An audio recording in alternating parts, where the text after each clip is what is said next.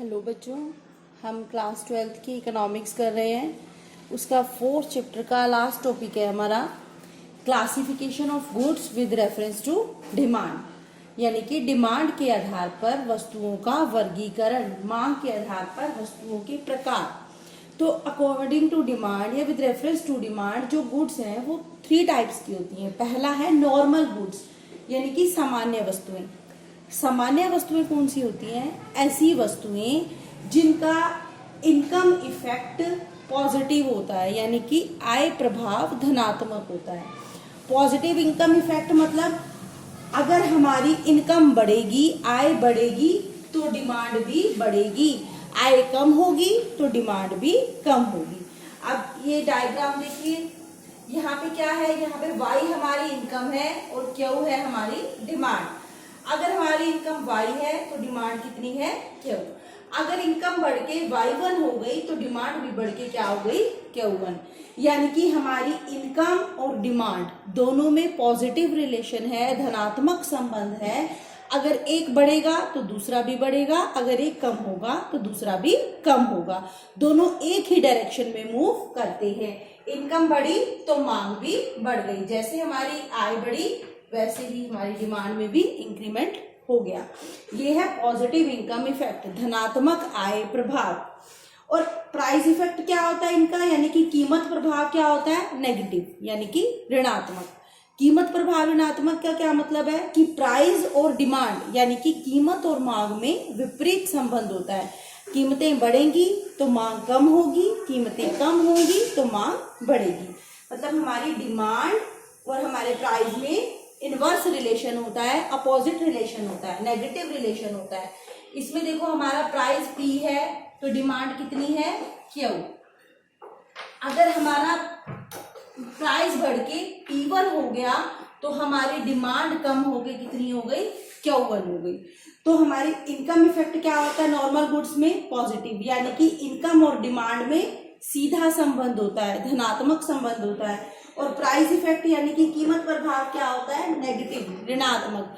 हमारे प्राइस में और हमारी डिमांड में अपोजिट रिलेशन होता है, इनवर्स रिलेशन होता है।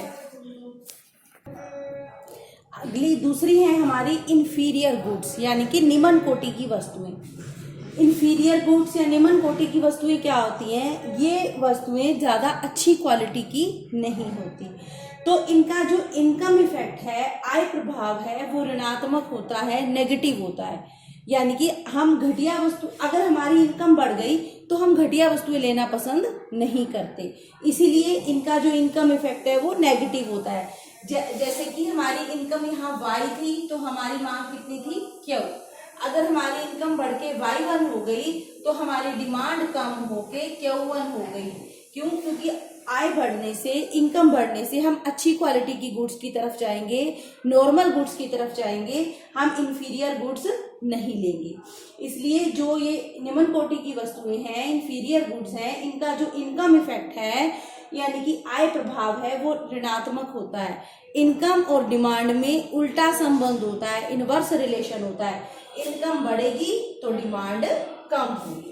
और इनका प्राइस इफेक्ट भी नेगेटिव होता है, कीमतें बढ़ेंगी तो भी डिमांड कम होगी। इन पे मांग का नियम इन पे लागू होता है। यहाँ पे प्राइस P1 है तो क्वांटिटी क्या है? Q। अगर प्राइस बढ़ गया तो क्वांटिटी कम होकर कितनी हो गई? Q1। तो जो सामान्य वस्तुएं हैं यानी कि नॉर्मल गुड्स हैं और इंफीरियर गुड्स हैं, इन दोनों पे लॉ ऑफ डिमांड अप्लाई होता है, मांग का नियम अप्लाई होता है कि कीमतें बढ़ेंगी तो मांग कम होगी, यानी कि प्राइसेस इंक्रीज होंगे तो क्वांटिटी डिमांडेड क्या होगी? कम हो जाएगी। तो नॉर्मल और इंफीरियर दोनों गुड्स पे लॉ ऑफ डिमांड अप्लाई होता है, लेकिन गिवन गुड्स पे लॉ ऑफ डिमांड अप्लाई नहीं होता। हमारी अब तीसरी टाइप की गुड्स हैं गिफन वस्तुएं, गिफन गुड्स। तो गिफन गुड्स क्या होता है? इनका इनकम इफेक्ट तो नेगेटिव ही होता है, जैसे कि हमारा पिछली गुड्स में था। कौन सी गुड्स इससे पहले हमने पढ़ी थी? इससे पहले हमने की थी नॉर्मल गुड्स और निम्न कोटि की वस्तुएं। तो इनका निम्न कोटि की वस्तुएं यानी कि इंफीरियर गुड्स की तरह ही इनका जो इनकम इफेक्ट है वो नेगेटिव होता है कि इनकम बढ़ेगी तो डिमांड कम होगी। लेकिन इसका जो आय प्रभाव है, इनकम इफेक्ट है, ये बहुत अधिक होता है। आय में थोड़ा सा इंक्रीमेंट हुआ है लेकिन डिमांड में बहुत ज़्यादा रिडक्शन हो जाती है, बहुत ज़्यादा कमी हो जाती है। तो इनका आय प्रभाव ऋणात्मक होता है। गिफन वस्तुएं भी होती है घटिया क्वालिटी की वस्तुएं। घटिया क्वालिटी की वस्तुएं, तो जैसे हमारी इनकम बढ़ेगी तो उनकी डिमांड कम हो जाएगी। जब किसी की आय बढ़ेगी तो वो अच्छी क्वालिटी की अच्छी वस्तुएं लेगा, ना कि घटिया वस्तुएं। तो इनका जो इनकम इफेक्ट है, आय प्रभाव है, वो ऋणात्मक होता है, नेगेटिव होता है। इनकम बढ़ी तो हमारी डिमांड क्या हो जाती है, कम हो जाती है। और गिफन गुड्स एक ही प्रकार की ऐसी गुड्स हैं जिन पे लॉ ऑफ डिमांड अप्लाई नहीं होता, मांग का नियम लागू नहीं होता। मांग का नियम क्या कहता है, कीमत बढ़ेगी तो मांग कम होगी, यानी कि प्राइजेस इंक्रीज होंगे तो डिमांड रिड्यूस होगी, और प्राइजेस अगर कम होंगे तो मांग बढ़ जाएगी। लेकिन जो ये गिफन गुड्स हैं, इन पे लॉ ऑफ डिमांड अप्लाई नहीं होता, मांग का नियम लागू नहीं होता। अगर कीमत बढ़ेगी तो मांग बढ़ेगी, कीमत कम होगी तो मांग कम होगी। तो इसका जो प्राइस इफेक्ट है वो पॉजिटिव है, धनात्मक है। 3 तरह की वस्तुएं हमने पढ़ी, नॉर्मल गुड्स यानी कि सामान्य वस्तुएं, इंफीरियर गुड्स यानी कि घटिया वस्तुएं, और तीसरा है गिफन गुड्स। तो नॉर्मल और जो इंफीरियर गुड्स हैं, दोनों का प्राइस इफेक्ट नेगेटिव होता है, उन पे मांग का नियम लागू होता है। लेकिन गिफन गुड्स पे प्राइस इफेक्ट पॉजिटिव होता है, इस पे मांग का नियम लागू नहीं होता। और जो इनकम इफेक्ट है, इनकम इफेक्ट क्या, नॉर्मल गुड्स का पॉजिटिव होता है, यानी कि सामान्य वस्तुओं में आय बढ़ेगी तो हम अधिक खरीदेंगे। लेकिन घटिया और गिफन वस्तुएं आय बढ़ने के साथ साथ हम कम खरीदेंगे।